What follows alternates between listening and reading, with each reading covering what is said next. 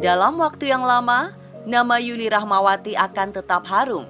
Bahkan setelah 3 hari dimakamkan, pandan pekuburannya di Pemakaman Umum Pondok Rangon masih ramai diziarahi. Dalam pergaulan yang luas itu, Juppe meninggalkan kesan mendalam yang hampir membicarakan semua hal baik. Karena itu, pihak keluarga akan segera merealisasikan pembangunan rumah singgah, sesuatu yang menjadi cita-citanya semasa hidup.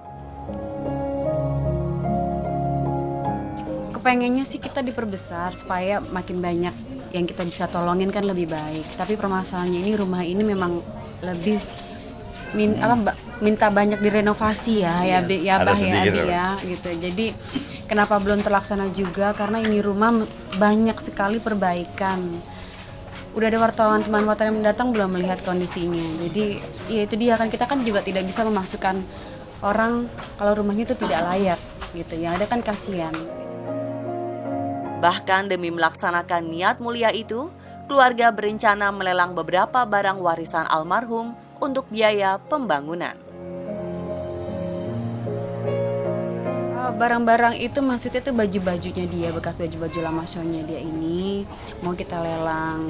Ada beberapa nanti kalau yang mau kita simpan-simpan, ada yang mau dibagikan. Kalau kita lelang, insya Allah nanti duitnya pun jadi bermanfaat juga buat almarhum. Akan lari ke sana hasil lelang itu atau gimana? Iya, hasil lelang itu akan dimanfaatkan pokoknya untuk apapun itu, untuk rumah singgah nanti larinya, atau untuk amal aja, atau untuk amal, atau untuk yang lain, yang penting dimanfaatkan untuk amal ibadah.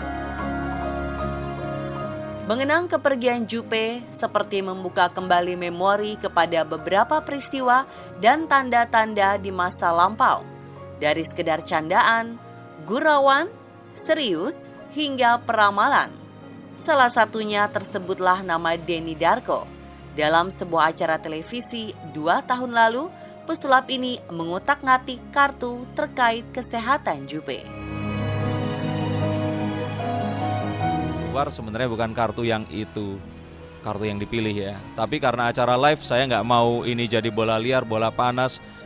Saya nggak mau mengatakan sesuatu yang negatif juga di televisi, apalagi nggak bisa dianulir kan, nggak kalau tapping dan sebagainya. Jadi saat itu saya ambil keputusan untuk diambil aja kartu yang lain. Dan kita ceritakan kartu yang itu yang ya secara konsumsi publik itu masih bisa kita tayangkan. Oh iya ya, setelah itu kita ngobrol dan saya kasih tahu. Dan kalau boleh saya bilang, mungkin dia sebenarnya tahu ya kalau hari ini akan terjadi. Mungkin ya. Jadi ya dia orang yang tabah. Dia terus berusaha. Walaupun mungkin banyak vonis menghampiri itu, tapi dia tetap berusaha. Bukan membenarkan, lagi pula hanya sebuah permainan. Hanya saja peristiwa itu kembali hadir mengingat tepatnya kebetulan itu. Tapi kalau Anda pun nanya sekarang kartunya apa, saya kira saya nggak bisa ngomong karena ya demi satu apa ya. Beliau sudah nggak ada dan sebaiknya kita mengingat hal-hal yang terbaik dan yang positif saja tentang Kuasa Allah, bukan ramalan. Semua itu kan Tuhan yang menentukan. Takdir kita kan Allah yang menentukan gitu kan. Ya mungkin kalau ramalannya tepat ya mungkin bisa jadi kan memang kebetulan gitu, bisa jadi seperti itu, atau memang ya ramalannya bagus. Ririn Ekawati tak bisa menyembunyikan duka. Garis kesedihan masih terbaca jelas di wajahnya. Ingatannya mundur ke beberapa pekan lalu. Saat itu ia bersikeras membatalkan keberangkatan menuju tanah suci untuk umroh. Firasat yang menemukan kebenaran. Di tanah suci, kabar duka itu ia terima. Ferry Wijaya, laki-laki yang sudah 2 tahun menemani hidupnya, pergi untuk selamanya. Ririn syok. Meski leukemia sudah 4 tahun menyerang tubuh suami, saat keberangkatannya semua terlihat baik-baik saja. Sebenarnya mendadak dalam artian proses dengan cepat itu iya. Tapi kalau Ferry-nya sendiri sakit kan memang sebenarnya udah 4 tahunan kan. Cuman aku nggak nyangka aja secepat ini gitu. Apalagi di saat aku lagi umroh, aku nggak deket dia gitu.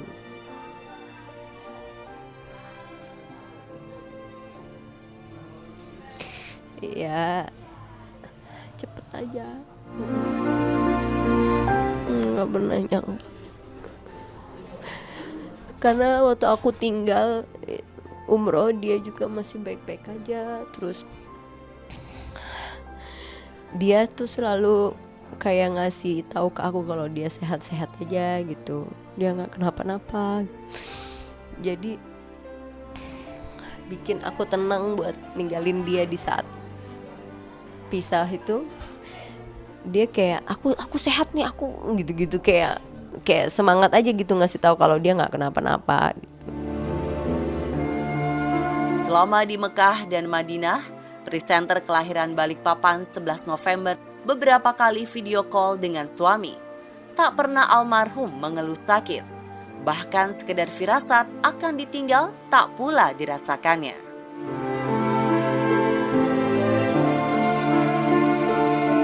Jadi Ferry itu emang orang yang sangat bukan dibilang tertutup, tapi dia nggak mau orang lain tuh ikut sedih atau ikut susah karena dia. Jadi itu alasan dimana dia nggak mau ngasih tahu ke keluarga atau teman-temannya dia sakitnya apa gitu. Jadi selama ini dia simpan sendiri sampai akhirnya kita ketemu dan pacaran dan akhirnya mau nikah, baru dia kasih tahu ke aku kan kalau dia itu sakit. Nggak ada sama sekali firasat kalau dia mau pergi, karena nggak ada perubahan atau semua yang kita lakuin normal. Dia juga kayak gitu. Dia nggak pernah kasih lihat kalau dianya lagi sakit banget ke aku, kayak everything okay nih gitu. Jadi kamu nggak boleh khawatir banget ya kalau umroh. Aku baik-baik aja kok gitu.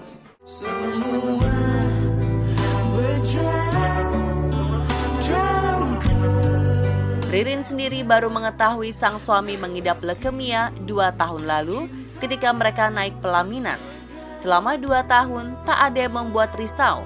Ririn dan suami optimis akan sembuh. Tetapi Allah rupanya memiliki rencana sendiri. Suaminya dipanggil persis ketika dirinya sedang menjadi tamu Allah.